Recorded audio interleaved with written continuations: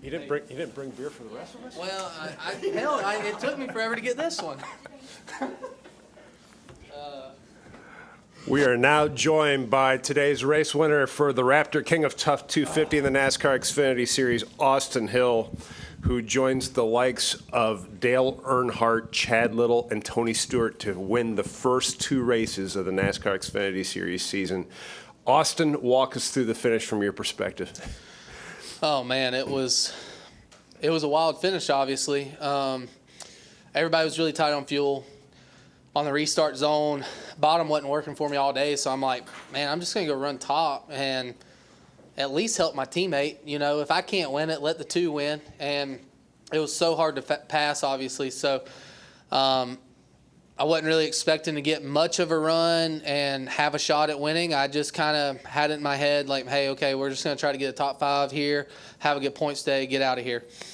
And, you know, obviously we go through the restart zone, the 48, start sputtering. And then right when we get to start finish line, I noticed the 2 pull down. Right when he did, I'm like, oh, this is my chance to, like, I don't want to keep pushing the 19. I want to get beside him and try to race him. And when I did, I was not expecting the 81 to go with me, and he did. And we both got cleared. And then from then on, it was just the same thing that Jesse Love did an excellent job of all day, and that was just controlling the runs, not getting too far out. And when we took the white, I just knew that I had to keep my gap because it was so hard to make runs happen today. And off of 2, he kind of air pushed me out. And right when he did, I just went flat out. And I was like, hey, I'm just going to run shortest distance back to the line and hope it's enough. And sure enough, it was. We sputtered a little bit right when we got to start-finish line. So right when I got to start-finish line, I shifted. It sputtered. The 81 hit me, and then I got the fuel back in the pickup. So that could have been bad, obviously, but we had enough fuel to make it through and do a burnout. That's cool. Well, we're going to go ahead and open the floor for questions. We're going to start here with Jacob. Jacob Zillman, Raceface Digital. First question, obvious question. Where did you find 6 extra laps of fuel that nobody else found?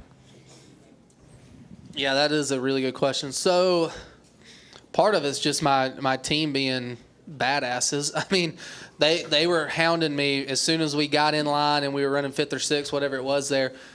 Save fuel, save fuel. So I started running like half throttle, quarter throttle, like was not trying to make no runs happen, trying not to pull out of line. And obviously I knew that the 2 being out front, he was trying to save as well, but you can't save as much when you're the leader. I mean, you have to run wide open sometimes to tow the line around. And so I just started saving, and then there was a moment where they're like, hey, we need you to save 5 more laps. So I save, and then they're like, okay, well, we should be good to the finish. Well, I went ahead and just put some in the reserve tank. I went ahead and saved another 5 to 8 laps on top of what they told me to do, just in case we did have overtime, we did have green, white, checkered, that type of stuff. And I noticed that my fuel pressure was like flashing red right before we went back green, and I sloshed it really good before coming to the restart zone. Got it up to the number that we're supposed to be. And then when it, like I said, when it sputtered, when I shifted, I thought that we were done. And then something about when the 81 hit me, it like gained fuel in the pickup, and then we ran the rest of the time, rest of the laps with fuel in it, and still had fuel in it to do the burnout, pull it to victory lane, didn't run out or anything. So I'll be interested to see how much fuel we have left. And as happy as I know you always are to get a trophy, celebrate in victory lane, is it a little bit bittersweet knowing just how good the 2 was, how dominant Jesse was, and it looked like maybe tonight was going to be his night? Yeah, I mean, for him to be his second race as a rookie in the Xfinity Series, he did a hell of a job. I mean, there's nothing that he did wrong all night. We had that restart where him, the 00, and I were on the bottom. He cleared up, got to the lead from the bottom, which was hard to do all night. I think having a Ford behind him helped. It seems like the Fords can always break the bubble and push really, really well for some reason. So obviously when he got the lead, he managed his gaps just the way that I would. Didn't let anybody get any runs. So I'm not going to lie to you. When I went across the start-finish line, I was like, had mixed emotions. I'm like excited, a little pissed off with how the race went. You know, it was hard to pass, and guys didn't want to pull out of line. I know their stuff's driving bad, but like guys were just not trying to make runs happen, not trying to pull out of line. So I was honestly, if anyone listened to my radio, I was frustrated all night long. But we were there when it mattered and when it counted the most, and we're here in victory lane. Go next to Reed and then to Jim. Reed Spencer with NASCAR Wire. Were you surprised at all that both in the truck race and the Xfinity race that the bottom lane just did not work? Yes and no. I mean, we had a lot of talks with my trainer, Josh Wise, in our pre-race about how this track's aged another year and that, there's a possibility that the bottom's going to kind of diminish pretty quickly. And I noticed it. I mean, during stage one, it happened right away where nobody could stay tight to each other on the bottom. Everybody's cars was driving bad. Even my car was driving bad, but I thought my car was still driving better than most. But when you would be really tight with somebody on entry on the bottom, you had the air off the side, but then you had the air in front of you, and you would almost feel like the splitter would pop up. You'd lose all four. It was almost like a four-wheel slide, basically, and you would like slide in the corner, and it would take a second for it to land. And once you got kind of landed and into the corner, then you gain grip again. But you had to give a gap on entry, and having to give up that gap just hurt the bottom lane. So I knew early in the race that it was going to struggle, that it was going to be hard to pass all night. But I was like, hey, I'm going to try stuff. Nobody else was trying nothing. I'm like, I'm just going to pull out a line and see what works, what doesn't work. I learned a lot during stage one, and I learned a decent amount in stage two. None of the stuff I learned really applied to that green, white, checkered finish, but it was just one of those things that it was super hard to pass tonight, very frustrating, and I really hope that when we come back here and it's hotter, that the race unfolds a little differently. Go to Jim, then to Lee. JimOutterMotorsport.com. Austin, why do you think, I mean, just your opinion, but why do you think that was, that nobody was willing to do what you were doing and take chances? I wish I could tell you. I mean, like I said, if anybody wanted to cue into my radio communication, it wasn't very pretty at times, but I was very frustrated. I'm like, look, like we have nothing to lose. Like, okay, what are you going to lose, 5-6 spots, and you're going to get back in line and tell the field? Like, I was very surprised at how many people just were okay with riding around and running the top and running 10th or running 15th or whatever the case may be. And the only reason I decided to ride there towards the end of the race when I was running like 5th or whatever it was, that was to save fuel. There was no other rhyme or reason. I would have tried to make runs happen.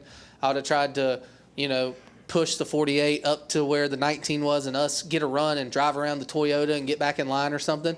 But it was kind of risk versus reward at that point because it's like, hey, we got to save fuel in case there's a caution.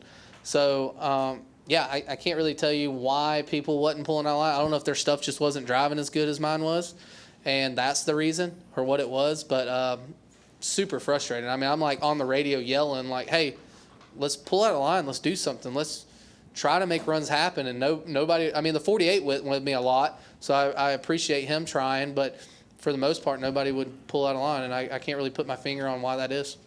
And as kind of follow-up, winning the 2 straight races to start the season put you in elite company, but also put you in a very good position to start the season. How do you think what does it do for you guys looking forward?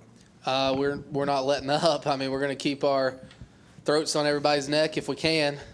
Vegas is a very good racetrack for me statistically.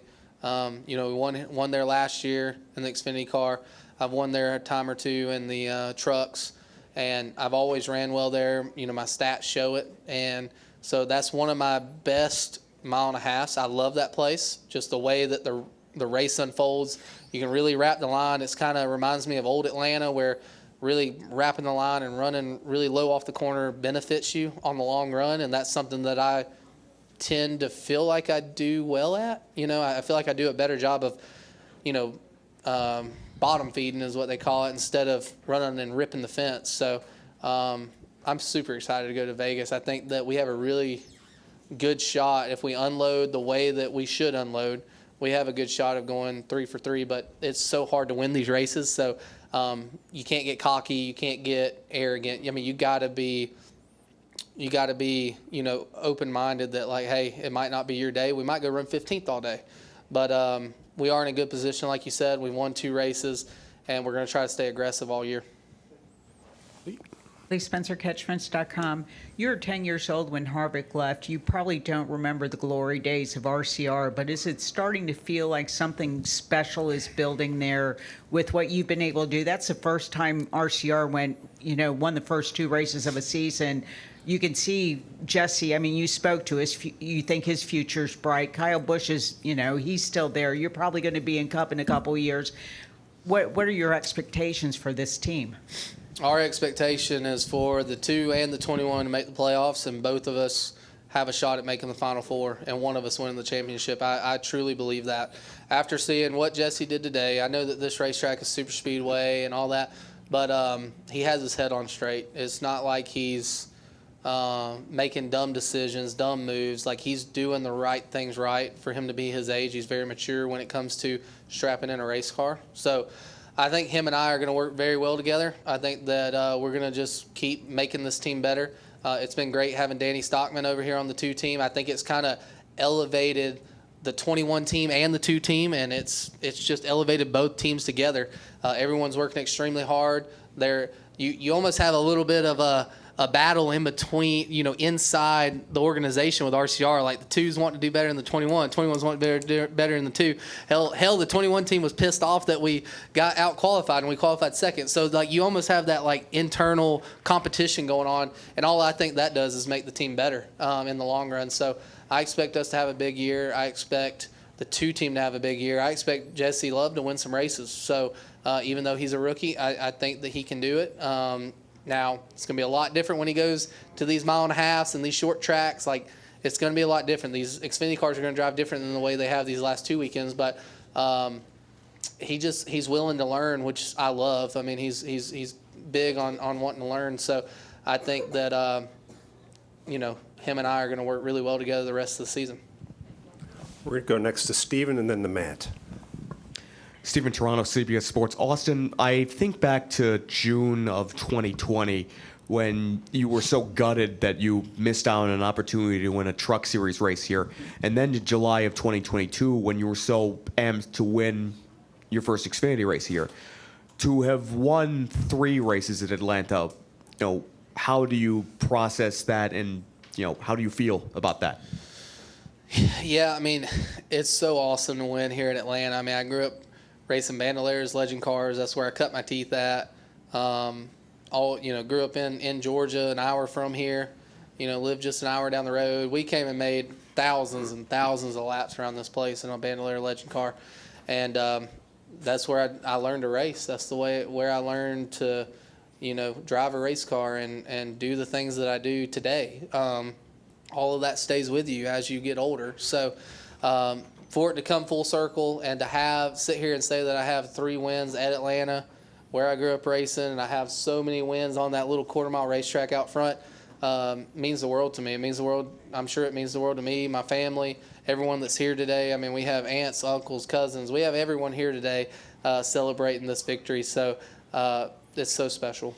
And it's funny that you mentioned the quarter mile, because I can remember being here last year and Joey Logano talking about the very same track and the very same thing after he won the Cup race. Just for reference, how many drivers that you raced on the quarter mile here have you raced against in NASCAR and you race against now? That's a really good question. Quite a few. I can't put my I can't put my finger on like what the number is, but quite a few guys that have raced out here on this front stretch on the quarter mile that have went on to be very successful in the NASCAR world, whether it's trucks, Xfinity Cup. So yeah, I mean, doing what they do here at Atlanta Motor Speedway with Bandoliers and Legend cars is great. I think that's where you where your stomping grounds are and where you learn to drive a race car. The Legend cars, I think, have always been one of the hardest things to drive for me. And, I've always felt like anyone that can drive a Legend car really well and win a lot of races doing it can also do the same thing in all these other levels. So, yeah, it's just so cool. It was also awesome after, doing the burnout, celebrating all that. I wanted to make a full lap on the quarter mile, but there was cars down here in 3 and 4, so I kind of just made a lap through 1 and 2. So it was really cool to do that. It brought back a lot of memories. Very nice. Thanks, Austin. Thank you. Go to the back to Matt. straight ahead. Matt Weaver, Sportsnot. I'm sure you've been asked this in kind of a different way, but I want to frame it differently. Riley felt like he was good. He felt like Jesse was good. And Riley told me that he decided to start pressing Jesse to try to run him out.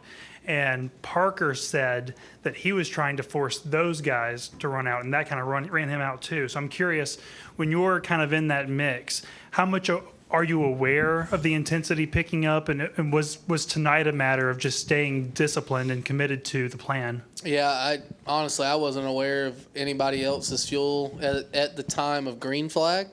Now once the caution came out, we start talking about it. They start telling me like, hey, this guy's short, this guy's gonna be close, whatever. But we were just doing our deal. I was not even worried about the guys around me. I just knew that the 9 kept laying off of me, and I knew the 48 kept laying off towards the end of the race, and trying to get a run, obviously. And I just kept running my race. I kept running half throttle, sometimes quarter throttle on entry, sometimes almost 100% out of the throttle and like dragging a little brake to not run the guys over. And I knew there was some games that were being played up front. I knew the 98 looked like he was pressing pretty hard. He was like on the back bumper of the 2 pretty hard. So I knew there was some stuff going on, but we never really relayed it back and forth. I have this like memory bank is what I call it. I kind of put stuff in the memory bank throughout the races, and I was kind of putting some stuff in my memory bank as we were running, single file, like, okay, this guy's doing this guy's doing this.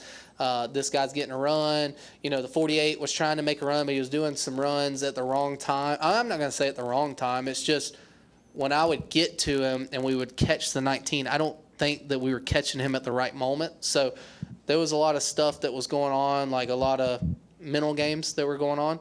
And then it just came down to fuel at the end of it, obviously. And we had enough fuel. We made the right move to go middle right there on the green, white checkered. And then it was watching the mirror and hope I don't run out at that point. Just fingers crossed.